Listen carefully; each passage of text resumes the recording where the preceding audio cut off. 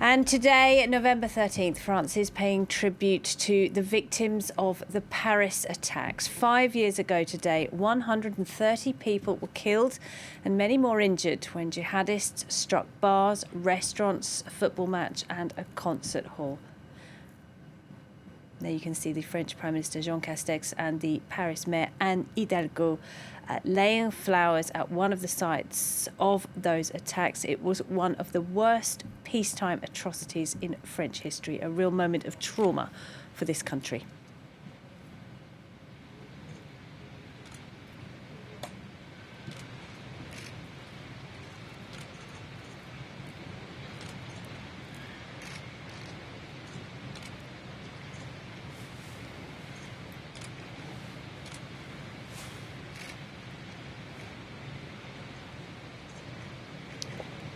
Well, France 24's Chris Moore is outside the Bataclan concert hall where terrorists struck 5 years ago today. And Chris, just talk us through what is happening where you are and tell us a bit about today's commemorations. So it obviously brings back a lot of painful memories for a lot of people 5 years ago now.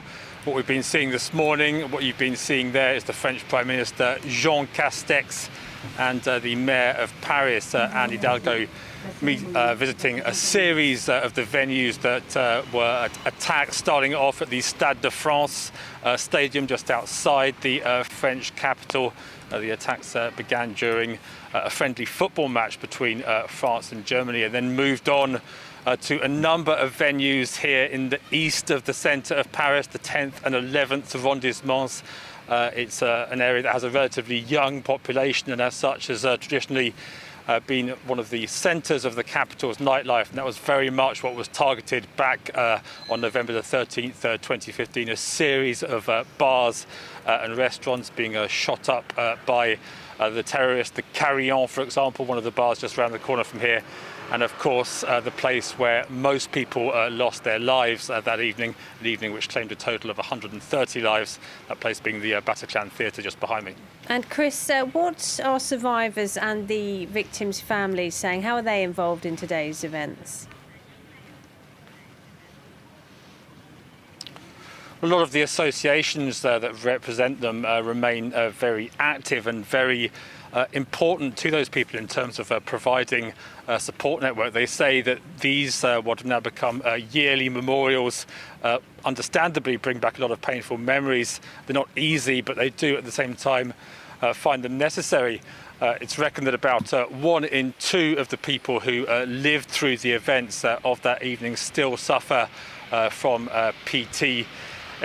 In terms of moving on, in terms of providing some kind of closure, well, there's a major trial coming up next year in a specially adapted courtroom here in the French capital, which will painstakingly pick through the events of November the 13th, 2015. Again, the message from those associations is that it's not easy, it's a difficult thing to go through, but it does offer some kind of catharsis and some kind of closure.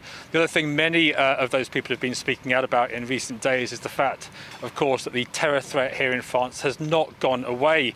We've been reminded of that recently with the beheading of the teacher Samuel Paty, the recent attack down in the southern city of Nice, 3 people killed at a cathedral there. And they say that all of these obviously bring back very difficult memories and remind them that the threat which they experienced remains real and present.